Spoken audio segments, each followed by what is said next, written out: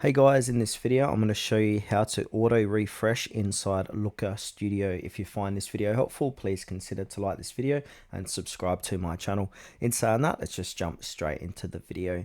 Okay, so what we first need to do is go ahead and open up your report. So go to Looker Studio and open up the report you want to auto refresh.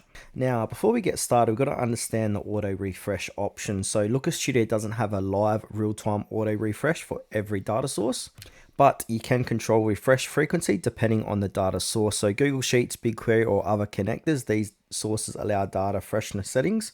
Default refresh intervals is usually every 15 minutes for most connectors.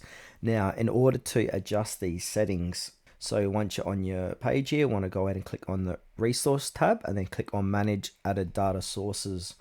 Now from here, we want to go ahead and click on to edit. Now once we're inside of this page, if we navigate to the top here to the right, it's going to say data freshness. This is where we can change this. So because I've uploaded a CSV file, this data source checks for fresh data every 12 hours, but depending what you've uploaded, you might be able to get that down to 15 minutes.